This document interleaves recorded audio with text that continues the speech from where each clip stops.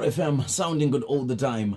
And thank you so much for being here. And we now are getting into Roots of Love with Dr. Bruce Chitsungo. My clock is reading 5 minutes to 5 a.m. on a Wednesday, the 15th of July, 2026. And we call this show the Wednesday Breakout, with this segment being called Roots of Love.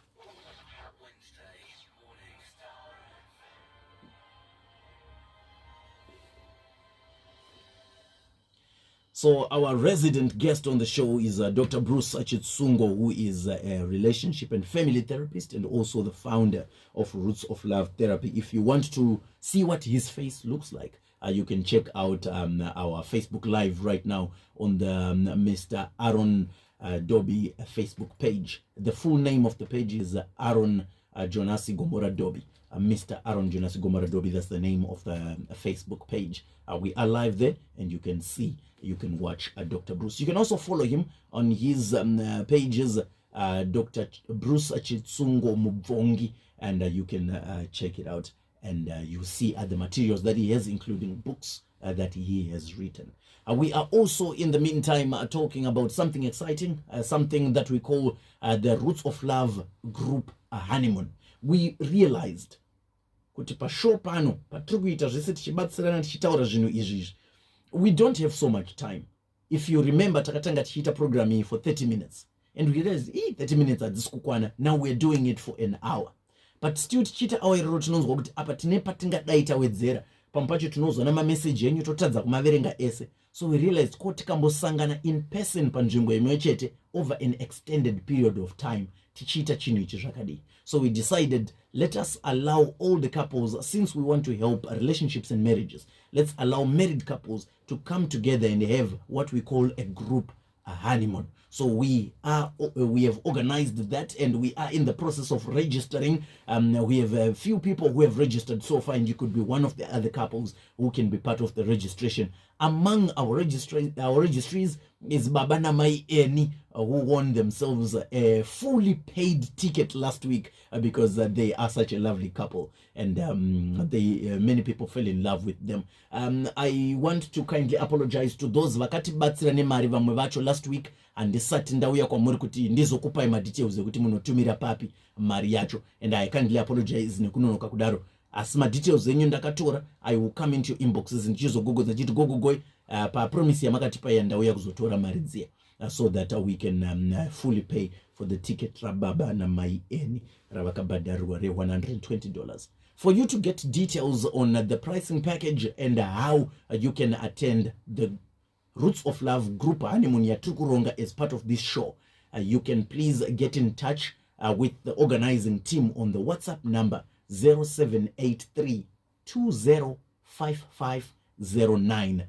Roots of Love Group Honeymoon organizing team is available on 0783 205509. The group honeymoon is going to be happening over a period of 2 days here in Harare at a resort that we will tell you as soon as you register.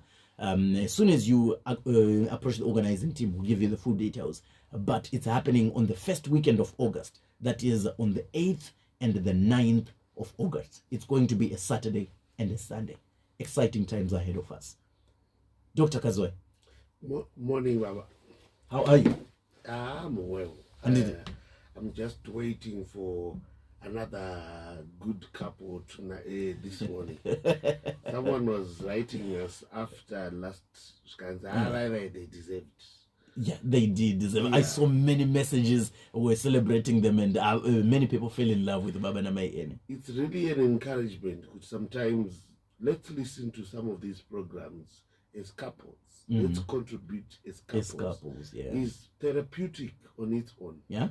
Because sometimes chinzwana na pfungwa paipai muchirodza na pfungwa zvinenge zvichitobetsera some issues. Yeah. We only here for 30, 40, 1 hour, but munoswera mess. Yes. Saka dzimwe pfungwa munozopedzisa mamesi ndazofunga zvakanaka.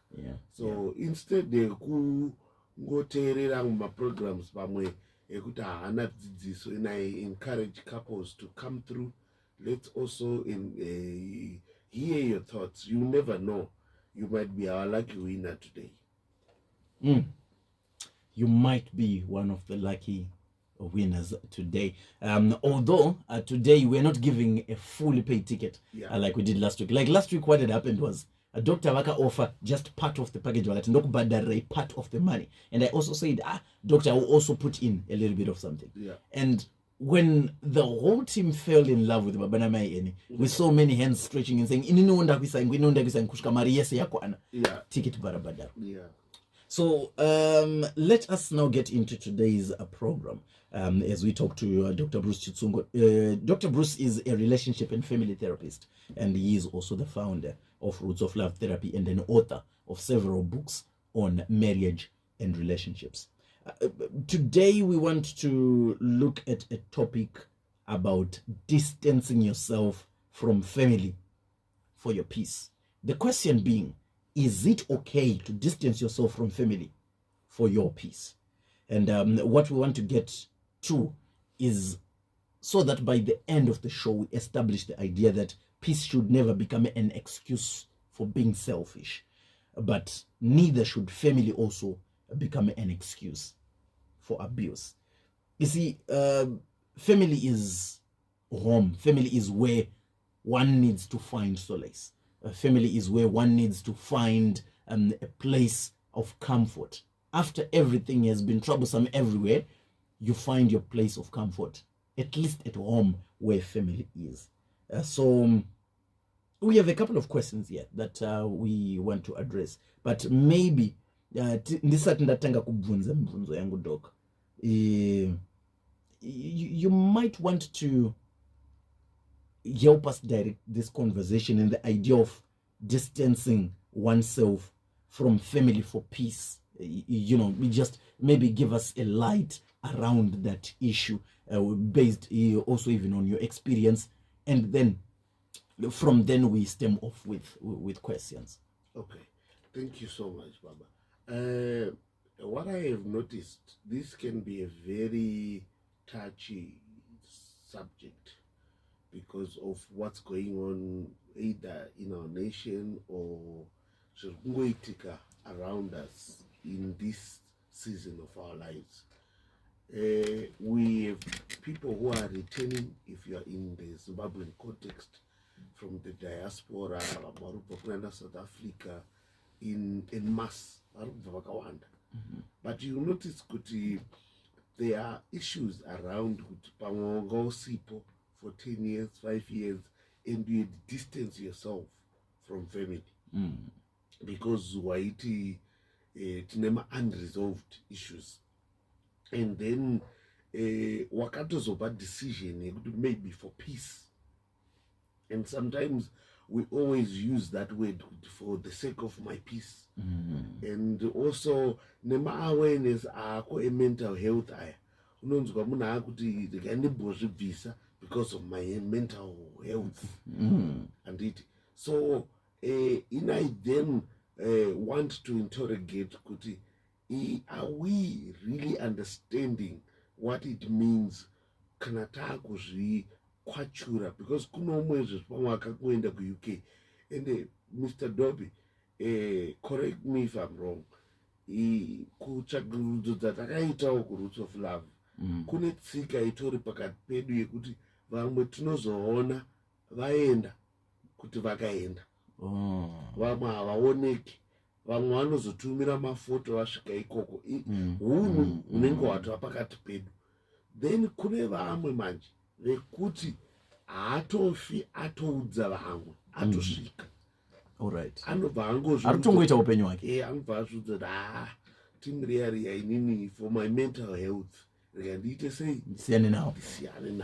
So I'm interrogating that thought pattern manje, or that philosophy yekuti is it even real kuti munhu anogona kuzviti inini for the sake of peace let me not talk to my family, whether makanetsana kana kuti itori a choice that someone makes, but no, inini I choose peace and distance.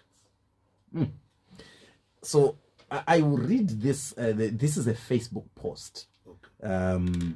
Which is interestingly 1 day ago. Okay. Yeah, posted one day ago by someone called Mfundi Maclight on Facebook. I think this is a popular figure. They have a blue verification tick. They are called Mfundi Maclight. Their post one day ago says, "For the sake of peace, I delete, I block, I walk away, I disown, I ignore, I unfriend, and I mute. My peace will always come first." Wow. And this is not an isolated case.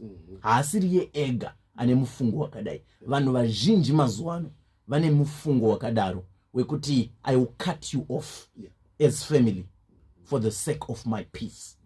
And we then start to wonder kuti family iyo ichiri functional here, where we are cutting off each other for the preservation of our peace. Hazvisi zvekuti takunyanya kuva selfish here. Pane mareasons chaiwo here anogona kubatika neuremu wekuti vanhu ngavaite cut off, ngavaite block yanga ichitaurwa naMfundi. In this light, Doc, of these many, because this is something that is a trend not only on social media, but in reality, in our everyday lives, we have many people who are detaching from family, saying, "It's for the sake of my peace, for the sake of my peace." Whilst many people are saying that, is it a healthy thing? Kana kuti maybe there's a misunderstanding yatoitika on what peace really is. Yeah. Thank you for that, because I think for us to really track this Shakanak, we need to put definition into some of these words that we are using. So I then took liberty into looking at these words now. So Nambochaga word peace, which is not ready. So biblically, peace is not merely the absence of conflict, according to Bible. Kubible kune chihebrew ndo chinoyanyonyo ndo chakanyorwa nacho Bible. Saka wakanotsvaga kuti shalom pachihebrew zvinoreva kuti wholeness, completeness, restoration, and it also means right relationships. Ukandipadzokorodzo wholeness, completeness, restoration, and right relationships. So that means true peace, according to this, does not always require distance.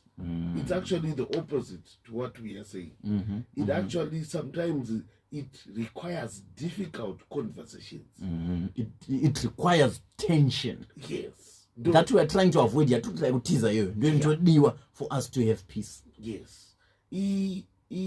Yekubva wazvikata off yatova nedefinition yayo tikashandisa this definition. Because peace, I avoid the conflict, but it actually looks at conflict and yotsvaga yatati restoration. Pane vanhu kuhistory, I also am a history scholar.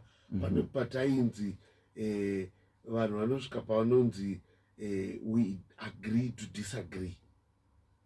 Patorine kamachuri karipo. So sometimes peace requires forgiveness, and sometimes peace requires absolutely healthy boundaries. I think if we started off there, where we are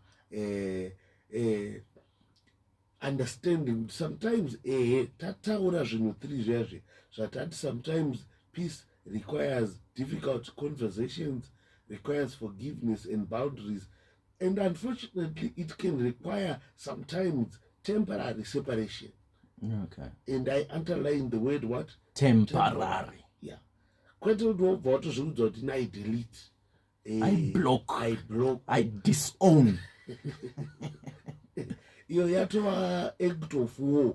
And zvamuchazoita mablokana hapasisina a restorative motive. Because ndikutoti ndatokukanzura iwewe auko taibva tanzi nevamwe idzi tsoka dzangu idzi haufi wakadziona pamba pako hadzitsiki pamba kwemunhu idzi. So that now doesn't speak of peace. It actually harbors unforgiveness. It harbors anything that is anything to do with restorative moves. Interesting. It's quite interesting, Doc, that you've mentioned spirituality, pamari fair to the Bible, by deriving the idea of peace.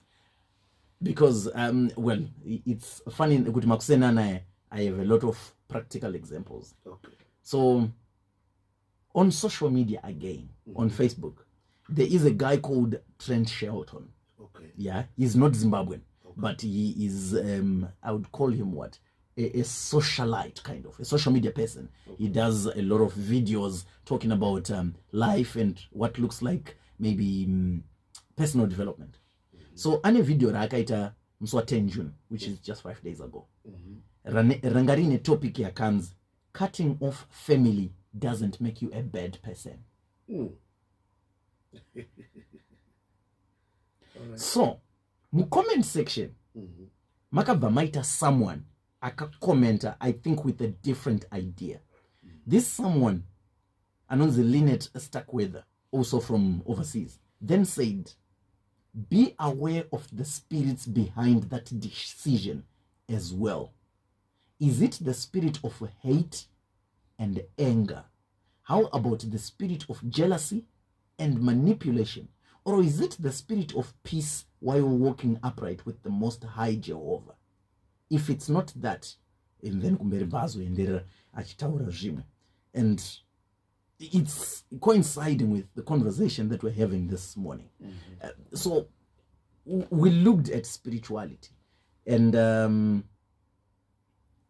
considering that vazhinji vedu are spiritual people. Most of us are spiritual people. We subscribe to one spiritual doctrine or the other. A huge chunk of us in Zimbabwe are Christians.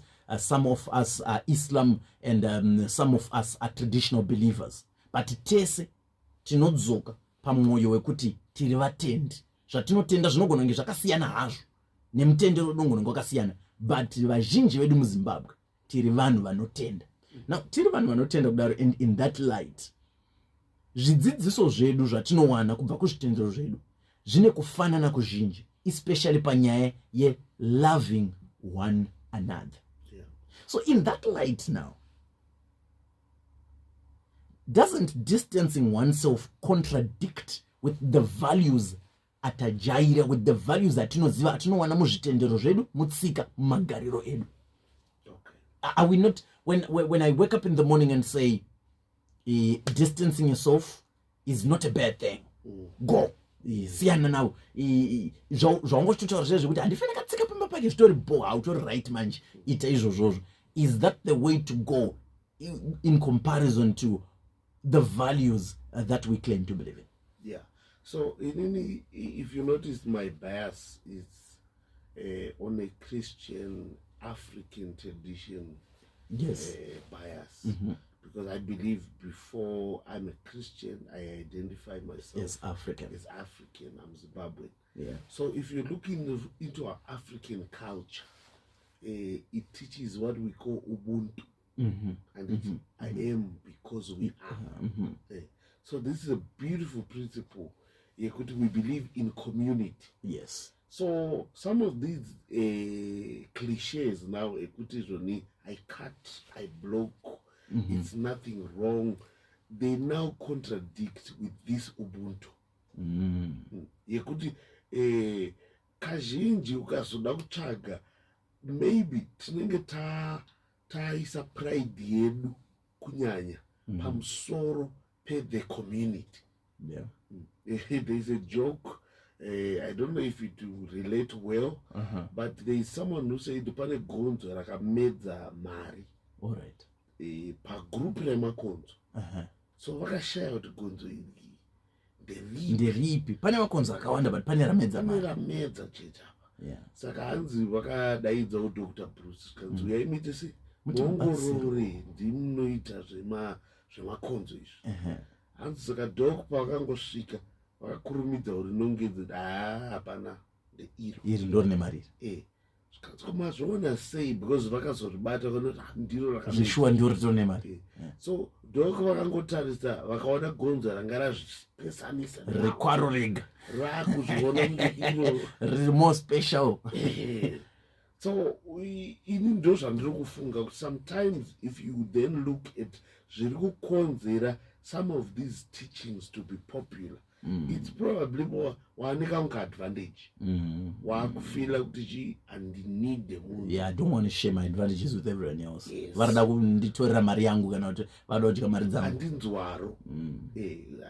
Kutongo ndiri munhu anorema ina mungabva mandidaro. You see, so ubuntu manje hauna izvozvo.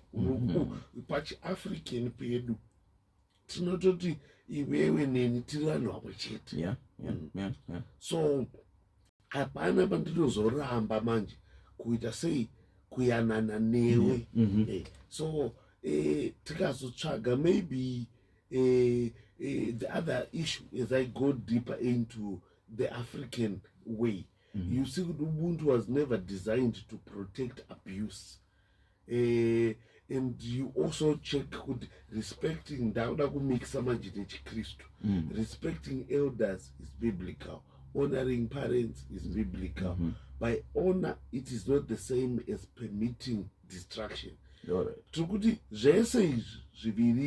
Whether you are subscribed to a tiara or you subscribe to Christianity, ati subscribe ati bvumire the abuse at the end of the day.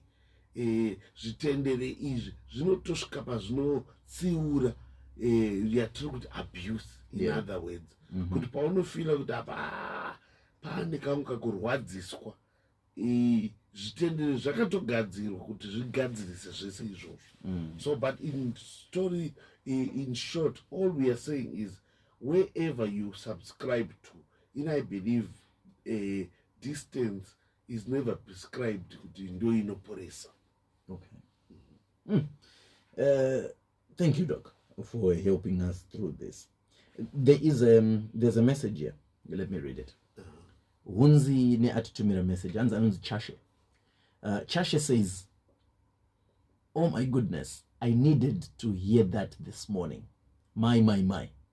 Thank you, Doc. Some of my family members treat me like I don't even exist. And I haven't done anything to any of them. I'm so hurt." So I was thinking in this scenario, Yakuti, you feel like Vanu Ava, they're treating me like garbage. Yes, they are family, but I have value yangu. Ndinoitwa marara emumuri, ndinoitwa the black sheep of the family, ndinoitwa munhu asina basa mumuri. Hazvikupe here the right yekuti at least for you to live your life in peace. Usina kuvhiringidzwa nevanhu ivavo, usina kuvhiringidzwa nevemhuri vekuti vanokuona kunge usina chauinacho muupenyu, usingabatsiri muupenyu. Because in my understanding, you mentioned, Doc, and you said sometimes vanhu vanozvidistance, munhu wekuti anofila kuti ndaaneka advantage over life. But I've also noticed vanhu vanofila kunge ndiri kumbunyikidzwa, they also distance themselves to feel like hamusi kundononge munhu saka rega ndigare ndabva hangu semessage yatapiwa naChashe. So I'm thinking in that, are there boundaries that we could consider a healthy boundaries? Kana kuti as long as you're distancing yourself, you're simply running away from problems. Could we say kuti pane pamwe pekuti munhu anobvumirwa kunzi no iwewe une room yekuti uzvidistance? How can someone tell the difference between healthy boundaries and simply running away from problems? Tichitanga nemubvunzo wacho kutomboti atomboriko here atinoti we have created healthy boundaries kana kuti hapana? Even from a family systems therapy, I think my healthy boundaries are there. Okay. Because sometimes, if we're being honest, family has a way of just sometimes my comments, Jayo, I remember, let me be honest, they kunana tete chayo wekuti dobi wakunorora hazvadzi yako inotokuda asi kukuvenga anotokunzwa kuto uri mwana wamai vake. Pamwe pacho anotofira kuti kukubereka kwaaita achienda nekuchikoro, kukubetsera kwaaita kuti uwane basa, kana kuti anosvika paanoda firo kukubetsera kuti pamwe dai ndakubetsera kuroora, kutokubetsera kusarudza. Yes, kuti aiwa auya aitwe. indiri kuzvitorera pakuti vana ava ngatisafunge kuti vanoroya kana kuti vakashata. Pamwe pacho vari kutozviita out of love, but havasi kuziva chimuganhu wekuti apa ndakupinda muupenyu hwemunhu apa. Yes. Hakusisiri kwekuti iri rudo rwekubatsira, ndakutovhiringa life yemunhu. Ndimai vangu ndo vakatondipa mukaka, ndo vakatondidzidzisa day nanade. So pamwe pacho vakasabetsereka vanogona kuda kuramba vari mai pavakufanira kumbondisiya ndichiitawo mistakes angu ndega. So there are boundaries like that. Those we cannot hatigoni kuatiza kana kuti hatigoni kuti hazviko zvitoriko, where people confuse these boundaries. Distance iri healthy iripo when you tell yourself kuti I'm doing this to be healed from maybe dysfunctionality kana kuti pamwe patoita mashoko akaipa. But distance becomes unhealthy when it becomes a permanent avoidance. Let me repeat that. Distance is healthy when it creates space for healing. All right. But when it becomes unhealthy now, when it becomes permanent avoidance. Kuti ndo zvatongwapo handina basa nemita zvamuri kuita ndakuita zvindoita zvachose ndo zvachitora nekusingaperi. Handichade kunyanyonzwa nezvinyaya. Pane vamwe vanosvika to the point of saying hamusisiri vekwangu, I've cut you off, I've disowned you, handichabve kumhuri yakati. I have a friend, ndofunga akazotendeuka ake, I'm not quite sure, but I think my friend had bitterness na baba vake to the point of akachinja surname yake, akazvipa surname yake ega akati I don't belong to that family. Panduri ndofunga akazotendeuka. Recently ndakaona pane paaitaura atori a well-known figure, although we don't know that story because we don't know kuti surname yaina yaangachanisa izvi surname yaakazvipa. So pane paakamention achitaura, and then he mentioned his family name, and I thought maybe akazotendeuka. But pane time yaakatombo, I think it was 4 or 5 years ago, he changed his surname. He changed his surname because he said, I don't belong to them, I'm not part of them. So I'm hearing you where you're saying there's permanent cut-off. I don't belong there anymore. Yeah. If you notice it then now, some of the teachings, vanhu vakawanda vanokota chirungu vachiti charity begins at home.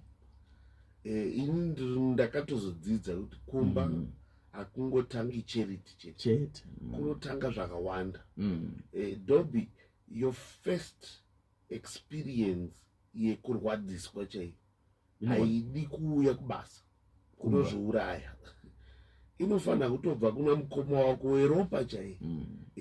If you notice, tine chimwe chinhu zvataita zvatapesana nazvo mazuva ano nekuda kwetechnology.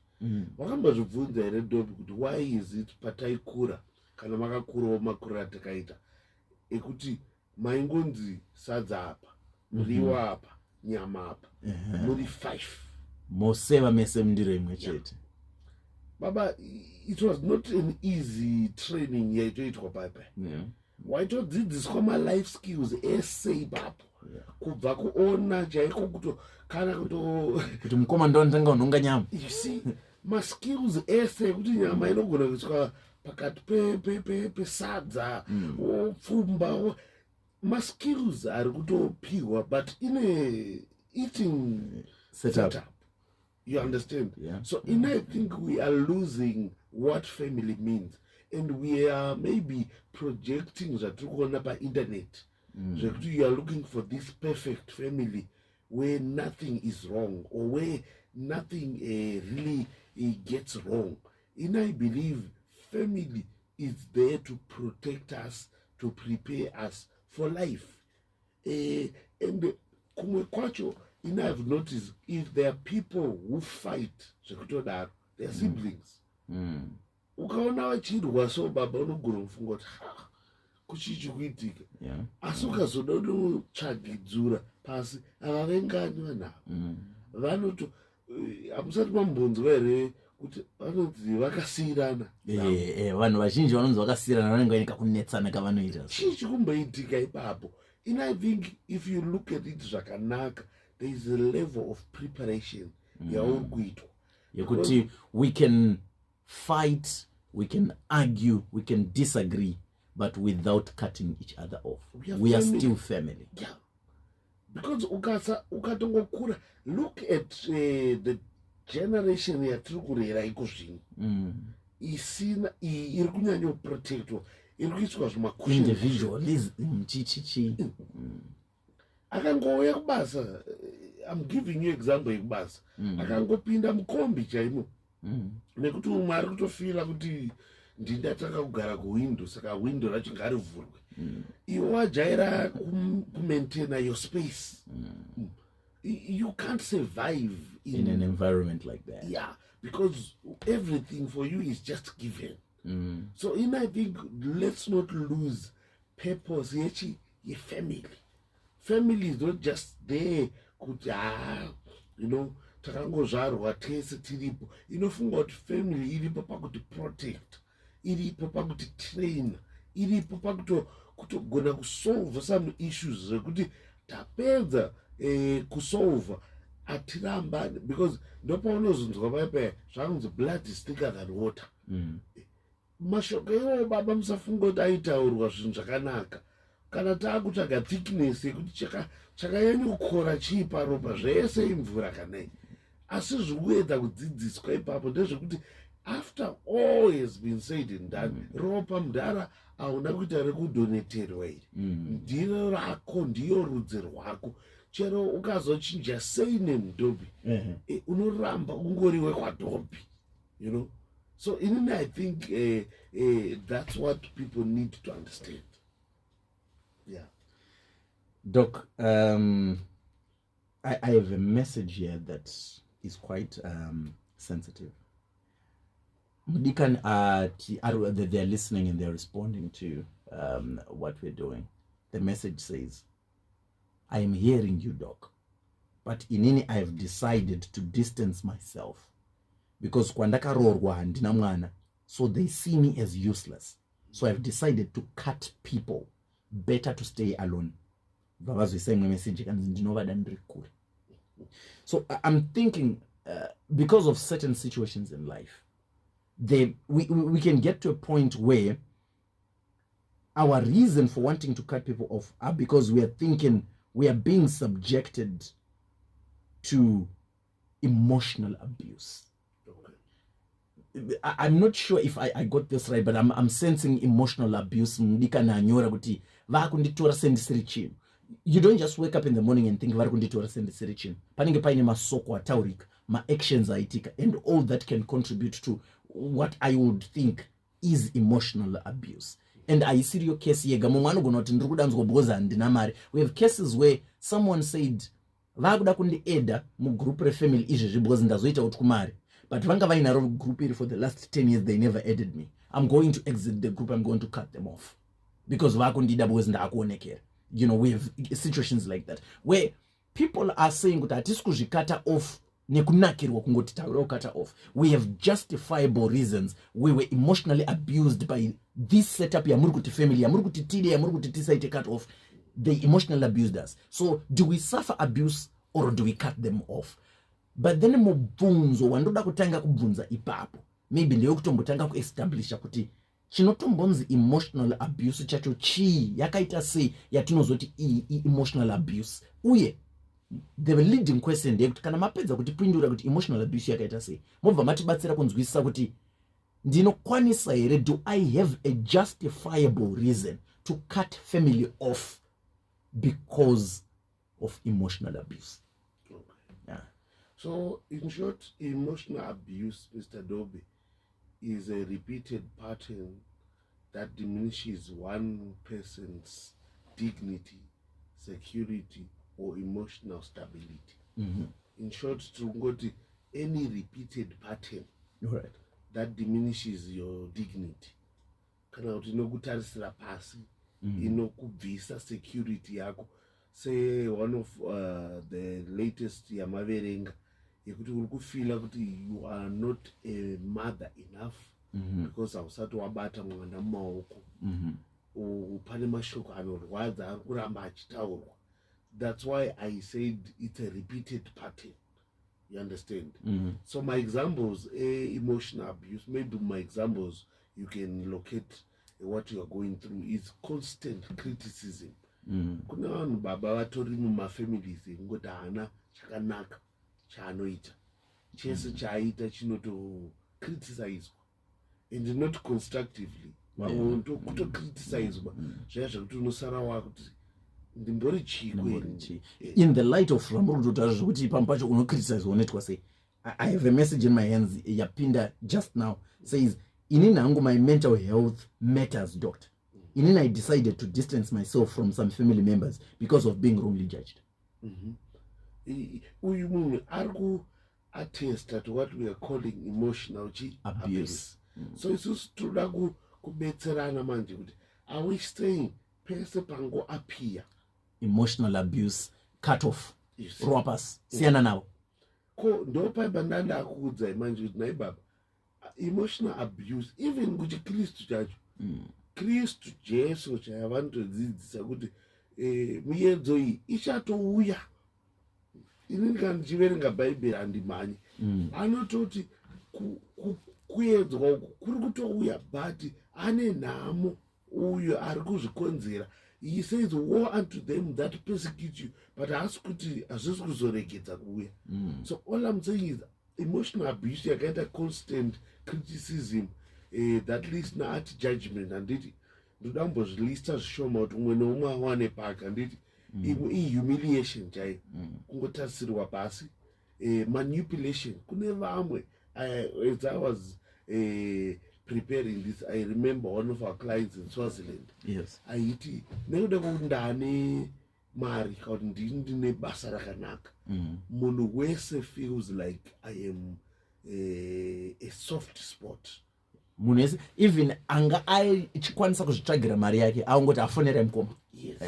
So ko ari I feel like kunge inini pandino family ndinayo, but I feel like a cash cow. Phone paindopinda haisi yekumbondibvunza. Hana yangu yakutorova kuti ei mari yakukumbirwa. Yes. And kukumbirana mari hakuna kuipa. But I think chakaipa kuti no one really cares about you. Me. They are worried about dai atipa. And kauchida kuzoona kuti ukama hwacho hauna kumira zvakanaka, ita hauna. Yeah. Ndopaunonzwa kuti we are in a family setup. Auda kuti dadira nekuti aitatu kumari tichichi. Yeah. So there is manipulation as a sign or as a form of emotional abuse. And a controlling behavior, guilt-based parenting. Baba, we can go on and on. Kune vanhu vekuti izvezvi salary ichipinda, musi wawakangoudza vanhu kuti haindinoona mwari musi wa15 ndo musi wawakaita sei wawakatoirasa. Because musi waunozozoipinda muaccount mako, night before unenge watoudzwa kuti mai vamedza gejo, mombe yazowira pakati. And they do it in a way that there is emotional blackmail. Yekuti unongochifila kuti ukazoti neniwo kakuno kwaHarare nandichida kumbowedzerawo chakati. I remember one extreme case yekuti munhu anonzi akatenga DSTV zvikasvika kumusha kuti akatenga DS. Zvikanzi kutotengana nemadhishi ikoko, isusu kumusha kunoko ausati watumira grocery. So those are just forms. I'm just trying to make you look at, because sometimes when we're advising people, Mr. Dobby, they feel like we don't understand them. You don't really know what I'm going through. So I'm trying to ndokuedza kuda net racho rinyatsotetamuka, uzvitsvage uzviwane kuti sometimes it's silent treatment chaiyo yekuti people that don't communicate, they just are quiet on you, and they know what that silence does to you. And then I think the last one, if I'm trying to explain here to emotional abuse, it's financial control. Taboitsanangura zvishoma zvangu yekuti probably hauna iwewe, saka munhu anokupa akupa ozotanga kuda kukuudzira manje kuti Dobby, nebe kuti ndini kubhadhara rent, ukasajamba. I remember, this is not a very good example, but someone akabhadharirwa ticket rekuenda kuJapan for business, but haana kubhadharirwa return. So aikoko apedza zvese ndobva azoti amukoma tengerere kudzoka. But usati watumira nachida kuti udai ende unenge uchitanga uri kukumbirwa, but utoudzwa kuti ukasaita 1 2 3 4 andikwanisa kubatsira. So someone calls now, they are stuck in a hotel, ndoda kudzoka mukuru, but handakunzi ndiite, and that person was a lady. Akuti ndakunzi tumira mapicture, wakagara wakadai wozodai. Pamakandibetsera paipa maita kunge muri kundida ingawani. But it becomes now manipulative, it becomes controlling. So all I'm saying in these things, we have to come, if it's a repeated pattern. Healing starts not when we distance ourselves. Healing starts when we confront the pattern. Tototarumeka kwatiri kuenda uku handisi kuona tichiramba tichiwirirana. Let's confront this. Chakaipa chinhu chatiri kutendera kuti chiitike ichi. Okay, interesting. Mamessage yangu akawanda. Imbonditenderai kumboverenga some of them. Yes. I have a message here that says, please read as anonymous. Inene, I got married to a lady asingadiwe na amai. So the hate was preached kuma siblings angu ese. Atitaurete ese semori. I've been married for 24 years. Mai told me kuti gumbo rangu aurione pamba pavo. Saka we don't choose to stay away. Vabereki vane power.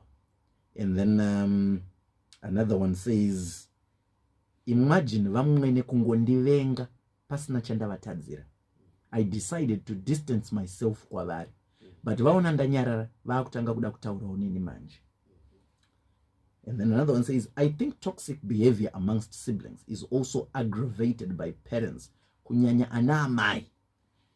And then this one ndovandapa an example. Mudika nango nyora message yakachiti, what if financial control comes from parents? And then the example I want to give is from someone asina kuti nyora, but mfungo wangu nanchitongosha dayanga akaterera. I'm not sure kuti are they listening. They are someone, they're a friend of mine, very close friend. They spoke to me ndikashaya kuti ndovabatsira sei, so maybe you can help us. Panyaya zotaurwa ni mudikani message yepedzisira yekuti what if financial control comes from parents. Mudikani uyu was married before. They're a lady.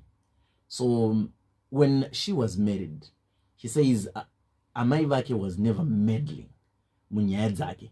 Havana kumbobvira vambopindira avo kana kuda kuchichi kana kuti vanga vasingakumbire vanga vasingaite sei. Everything was okay. And then mudikani uyu ndobva azosiyana nemurume, ndobva adzoka ndobva agara naamai kumba, ndobva azochiwana basa. Harisi basa rinoshamisa but riri nani. Ndobva atanga kuenda kubasa uku achienda kubasa ndobva anotisa kuti amai behavior yavo towards mari yachange. Mademandro avanoita mari ari unnecessary. Because aiti ndapedza kuti, because aiti ndakazvipa juti asati atumwa rekuti ndinotenga chikafu kumba. Iye hagari kumba ikoko, andogarawo kwake, but anotenga chikafu kumba kwa amai oita sei nevaning'ina vake variko nechiovhadi. Apedzazvo amai vanodhimanda mari zvekuti akasavatumira mari iyoyoyo hanzi anogona kuita madays vasingataudzani nekuti haana kutumira mari. Ende akasvika ikoko hanzi musi waanenge asina kuita zvemari dzokana kuti paanenge ati handina, hanzi panenge paine tension pamba paanovhizita kumba, kunenge kuine tension iri serious to the point of akati ndakuzvigarira kubasa kwangu handiende kumba kune vabereki, handiende kumba kwa mama. Kumba kwa mama akaenda anoenda aine excuse. And this I've noticed, I've witnessed, was this at the time akazviita ndiripo akatondikumbira kuti ndikumbira undiperekedze, I want to use your excuse yekuti toda kumhanya kubasa. iyada kudzokera kubasa kwake but akuti kumba I can't live na mama because the situation is tense. Vakangoti vanikadhora kavati kati ndikatwediwe ndakatoomerwa ndine mwana wandinaye ndoda kutochengetawo mwana wangu ndiri kuenda kuchikoro ndoda kubhadhara kuchikoro kwangu kumba kwangu kune zviri kutodiwa zvandoda kuitawo hamusi kuzvinzwisa zvanzi unobva kuti quint. So in that light now ndazviverenga because pane message yanzi what if financial control is coming from parents? Is that now a reason? Because like I'm talking about my friend here akabva distance yekuti anti handitsike kumba kwavo kana ndikatsika ndiri kutsika 2 seconds dzekuti ndingoti makadii ndobva ndatotiza ndobva ndadi ukama apa sisina zvachose nevabereki. Am I justified as a person? Now I'm representing everyone for any reason, either dzemari idzodzi kana any other reason yekuti ndiri kunzwa kunge kumba kune tension yandisingakwanise kutakura, it's a burden yekuti iri kundichoka. Am I justified to cut that family off? Okay. If I'm not justified to cut them off, how do I deal with it? Okay. So in I have my principles, Baba, and do that share because I'm noticing good. In as much as I love to be unpopular, this one I think it's very popular. Kuti munhu wese ari kuti musati mauya neshow iyi isusu tatakangozviudza kuti avikati. So ini ndoda kukubetserai kuti pamuri kukata dai mamboshandisawo maprinciples aya when you are cutting. Okay. And number 1, communicate. All right. Explain your reasons respectfully. Okay. Why you feel yes, respectfully. Silence often creates unnecessary misunderstanding. Chakaipa pakuita pakukata baba pakuita distance musina kutaura. Muchandisiya ini ndine nhoroondo dzangu dzandichaudza vanhu. All right. Kuti kubva paakangotanga kubuda paredhiyo haachatotauri nesu akabva atoti kata handimukona saka muna chamaita sei chamarapa. So communication is very key in your silence or in your boundaries. Hatiri kubvumidzana hachona. 2, don't attack characters when you're explaining, because kazhinji hanomanzwa kuti zvese zvakachitaurwa nevateereri zvina tete mukati zvina mama mukati. Isusu we lose plot patinoti taakupa distance ndoti nekuti dhobha anonyima nekuti nhinga anoroya. I have an example that I dealt with. I am glad that that client gave me right yekupa some examples because of confidentiality, but akanditi kana maakudzidzisa please share iye yake case Mr. Dobby iye anotopa mubereki card rekubenki. Okay. Anditi zvese zvekumba nepassword iye chake kushanda mai vanototoswaipa kupi. Sorry doc, anozviita willingly here kana kuti zvinhu zvakatongositwa nemubereki bva atongoti am giving in? Ndiye akatozviona kuti mubereki wangu haana cheuviri rega ndikavhe game wokukavha hakusi kwokuti ari kudimandwa kuti aite. Okay. So where the story now unfolds is this. Family yaungana iye hapo vofamba vachitsvagidzura kuti hinda life isiri kufamba zvobva zvanzi mumuri umu mune hwana ari kubudirira, ndiye ari kukonzeresa, ndiye ari kutoita kuti vamwe vese vasabudirira, yet vanhu ivava vatoguta mari yake kuti infact vamwe vatoswaipa chikadhi rake kuti vatoenda kunobvunzira mari yavashandisa yebhazi ndeyake. Yes. Then it gets into your ears now. Zviri kunzi ndiye uri kukonzeresa kuti vamwe ava zvisafambe. Yeah. So akauya kwatiri manje akati no todhila napo sei, because dai aishandisa method yedu yatiri kuita tese taingowakata kandi vari kuti ndiri muroi ngavagare tione ini ndakugara nemari dzangu kushandisa kadhi remuroi mungashandise mari yemuroi. You understand? So kumbetsera kwatakazoita ndekuti no, you know what, first month, second month zvakamboitwa kunge kadhi riya rakanzi hanzi rakangoita mysteriously come back kwaari. All right. Ndobva azotofonerwa nemumwe munhu wepanext tokuti hama musadaro, nhamo iri kumba uko haina kumira mushe. Munoziva imi kuti mama nevaning'ina havana kumwe kwavanowana upenyu. but mukaita kunge iye akatoti aiwa ina ndambobvira ndatora kadhi iri kadhi ndakatoonawo rauya sei rakatouya richinzi harisi kuita dai maenda kubank mumano yet it's maybe instruction yapiwa kung'anga kunzi ayodzoserai ndoriri kutokuroya iro you see now so azodzosera kadhi ndo pandiri kuti this is what I then encouraged. Go and communicate. Taura nyaya yako. Iwe unoona kuti ndakumbomira hangu kunyanyoshanya. But ikasadza musarigidze kudya. Muchandiregerera zvenyu mazovhenekerwa kuti haina ndisi. Zvamuri kuudzwa. Then maybe as we run, don't attack character, address behavior rather than identity. Kana pane kamwe kahunhu kari kuitika kasiri kukubata zvakanaka. Kaonaka kukataura sezvakari kuti inini pamunozodai so this is toxic to me, this is not hazvisi kundibata mushe kwete kuti unobva wato you know what I'm saying kuti unonotora identity yemunhu woiisa pabehavior. But chinonetsa doko munoziva kuti ndechekuti vanhu vazhinji vatiinawo pahama dzedu ndedzekuti havanzwisise chinhu chikataurwa in general, vanonzwisisa chinhu chiri specific. Zvinhu izvi ndakazviona in trying to deal with many people. Ukatsanangura nyaya kumunhu munorasana zvachose haana chaanobata, but kuti anzwisise kuti nyaya iri papi une munhu wawatonongedzera semuenzaniso kuti sekunge zvamakaita apa kana kuti sekunge zvakaitwa nanhingi apa ipapo zvaakumeka sense. Asi panozorasana futi ndepekuti inobva yaita nyaya yanhingi haichaite nyaya yenyaya yatiri kutaura. So panoramba pari triki pekuti ndikataura in general vanoti ari kutaura nemadimikiro atiri kumbonzwa kuti ari kuti ndikanoda kuipa muenzaniso ndichiti aiwa sezvamakaita apa zvinonzi ati puma ati nanga. I have a message yepane nyaya mamuchitaura yenhingirikini yemudikani wekadhi. Pane mumwe abva aisawo nyaya yake zvikanzi nyaya ihombe. Ini ndakakura mumba maive nenhamo tsvuku. Mwari vakapindira ndikaonawo basa. Zvinonda munhu ari nani zvinonzi akaromba zvakaoma mudikani. So common in our cultures. Baba zviri kutaurwa nadok izvo ichokwadi chaicho. The people are testing to what you are saying right now. Baba zvamataura hatizivi kuti ukama asi tinokonaniswa nevakadzi nemaprofita ndivo vakugura ukama vari kusara ende munhu anosiya hama dzake paaiyamwa. Asi ndiri kubvunza pakaberekwa guvhu rakachererwa pasi takatenga guva saka vasara sehama. Message yacho yazosangana nayo masoko but I think munhu akabatikana ari kuwedza ku Doc, because of where time is, allow me to get to wrap the conversation yatanga tiinayo. You said communication is one of the key things that we need to do. Let yourself be heard. Taura nyaya yako nzwika.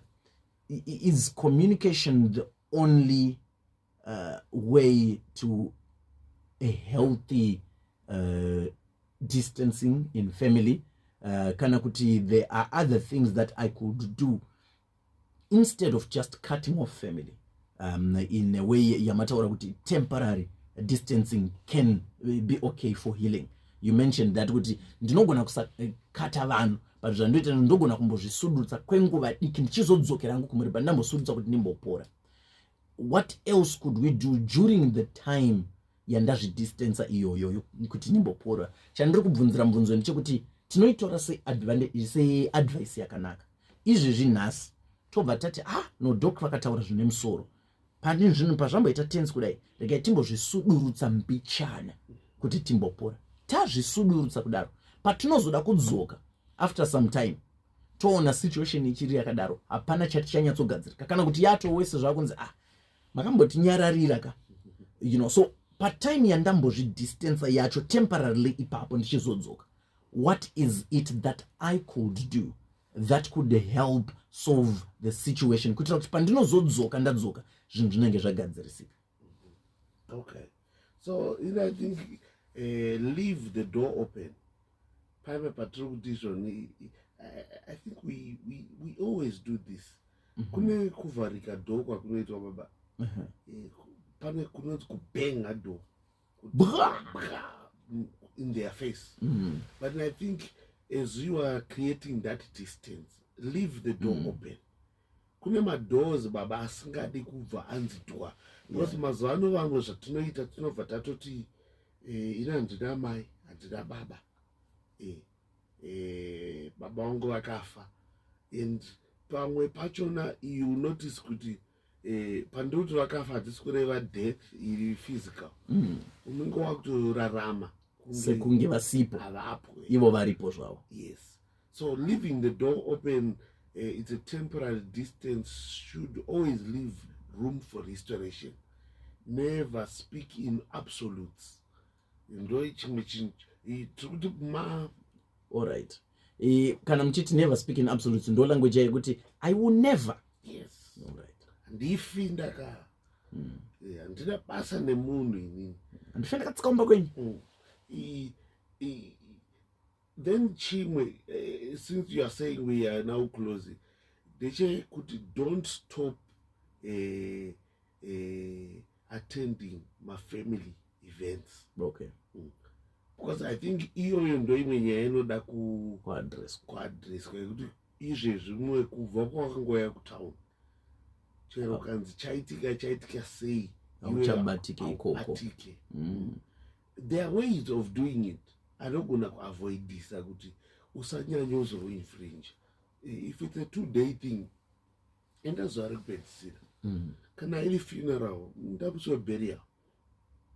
Asi azvikonzerese mumwe mutauro wese rekuti ndinowedzera kuti patatakamboisa distance pipe ndakutoita kunge munhu asina basa nevanhu zvachose, because ndiri kufunga inini muromo unogona kutaurika wekuti munhu uyu haasi tombori kunze kwenyika uyu ari pachitungwiza apapa. Funeral yaitika maybe panoton apa zvonzi ndiri kubasa ipapo manje ndepekuti paine hama yepadhuze yanzi yashayika, dzimwe hama dzakumbira kubasa but dzakwanisa kuattenda funeral for the entirety of the funeral. Iwewe wobva wati every funeral haukwanisi, even pamwe pacho watonyimwa mukana iwo kubasa zvishuwa. Vanhu vanotanga kutarisa nerimwe ziso rekuti haadi kubatirana nevamwe, anozongoya musi wekupedzisira. Valid. Isusu mukatarisa zvatiri kutaura Mr. Dob, tiri kutoti chawagona iwe kuavoida interaction iyai yacho inoita kuti muite kunge munozobayana kumeso, asi help chaiyo paunokwanisa kuisa ruoko usaregedza. Ndosaka ndanichipa mufananidzo wekadhi uyayo, kadhi kari chingovapo iwe uchizvigona karirambe richingoshandiswa, but iwewe availability yako kuma-conflicts uku ndo yawaakumanaja manje kuti ano instead yekuti ndiuye tizoswera. And I know of family events where people avoid kunorara, umukira makusenesene osvika pabreakfast handiti autobata basa nevamwe, munhu achitongobetserwa kana kuti achichengetwa wakutongomira kuti uone zvinhu zvese zviri correct. Hama dzangu ndasiya chii mombe dzisati dzatosungirwa kuti ndikanonoka ndinongowana gejo rakangoda behavior yevanhu vanodada kaiyoyo. Aiwa, notice this Mr. Dobby. Hatisi kutaura in a normal setup, tiri kutotaura pamba pane bopoto. But mafamilies edu mazhinji manje atori nebopoto iro. Yes, so ukaramba manje uripo manje iwe wagara watova nebundu riri kudhara uchaputika. Hazvisina nhere since mambotaura nyaya communication ye kuti tibva tatora mukana iwoyo wekuti tigare pasi kuti avedu panyaya iyi painotangwa panyaya iyi inini zvakadai because ukaita izvo wakuita kunge either uri kunzvenga zvekuti kana paine zvauri kupomerwa ngatiti topa example yatekeshera izvo zvizvi yekunzi, because ndaona mameseji akawanda yamazi kuti inini ndinonzi ndakaromba ini ndonzi ndakaromba because upenyu hwaita nani. Hazvizowedzere here kuti zvizonzi mazvonaka ndokuromba kwachikokoko miko dzake hadzitomubvumire kurara panorara vanhu, rather than kuti ndikarara panotangwa nyaya kana panobuda kumahunga ndochiti avedu panyaya iyi ngatiitaurei, kana kuti ninge wachatoripo kuti andachikumbira kuti taure ninge ninge wakanditi iwewe pai wakati wakaudzwa naninge wacho agara aripo, hatikwanisiri kubva taitaura toipedza. Isi baba takamirira vemhuri kana kuti vemafamily siyanai nazvo, regerai vakomana. why ndiri kudaro mamoments aya ekuti pane rufu pane chi kuna nadhobi vane drama kudhara vakatokumirira vari kutokuda vanotokuda nezvekwewo achauya zvekuti musi wacho ukada kutozozvichenura iwewe zvandiri kutaura izvo uchazotodzokawo dzoti abadhoku vairevesa paipa ini dai ndakangoenda musi weberial saka are we saying in conclusion kuti cutting yourself away from family is justified in certain moments? Healthy way of doing it is there. Yataramba isusu ndeyekuti unozvikata silently, unozvikata usina wadiscussa naye kuti wasvika sei pakuzozviita izvo. Nyanchekaoma regai ningoverenga mamessage atatumirwa nevadikani tichipendera yedu Dr. vachizotiudza kuti vanobatika sei for therapies kana kuri kunzi muri kuda kubatsirika. Baba, people must desist from blaming others for their weakness. Vakadzi vaita sei zvavo. And then another message is saying communication is okay if it's immediate family, parents, siblings who are difficult to cut off. Zvana tete vanoperforma kutaura navo might be futile at times because they prioritize their own family and expose vamwe. And then another one here says inini ndakanzwa ndakaromba ndinozvishandira nesimba brother yangu akanditi ndakaromba kuneni atova mutorwa. Amai vangu I still communicate with her. Baba, I'm really hurt. My family events iwaya muchatauraya ndo anotokonzeresa pakusangana sangana ipapa apa. And then another one here says dzimwe hama dzedu hatina ukama nadzo. This is quite strong. Dzimwe hama dzedu hatina ukama nadzo. And in conclusion, Mr. Dobby, in my family everyone saw our father taking us through school. He never owned a car in his life until we bought him a car now. Now life is different for us as a family. Even some cousins we are taking to school. But now in the family, kwa baba ikoko, kwa konzi baba wangu, wakaromba. Zimbabwe will never go far together. At one point, my father told me, vakaenda kunamo, hanzi vanhu vaigezwa maoko nesalt, hanzi pane varoi. Asi salt haina kusvika kuna mudara. Yeah. So, in conclusion, can we agree that we all need healing? Yeah. And we cannot run away from this. This is happening. But in I will stand to be corrected. The distance, yega hairapi. Alright. So distance is okay. Kana ikaitwa ichishanda nezvimwe zvinhu zvinoibatsira kuti tigadzirise zvinhu. Yes. Alright. So chekutanga ndechekuti distancing yourself from toxic family is okay, but if applied zvakanaka. Yes. Alright. Sentence yacho haiperere pakungoti distance yourself. Distance yourself, but take measures to correct things. Yes.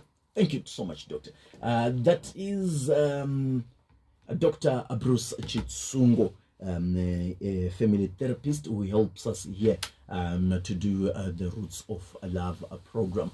Thank you so much for joining us. And just as we are shutting down, let me remind you that conversations like these, we do them paka segment kepama tea parties kanonziko ma spill outs. So we're having our first tea party in 2026, the Ikonauchika Family Tea Party in Highfields, in Old Highfields, Kunamangwende Drive East uko. If you want to participate, go in on the Mr. Dobby Facebook page. There is a post that I made in an event that I created there.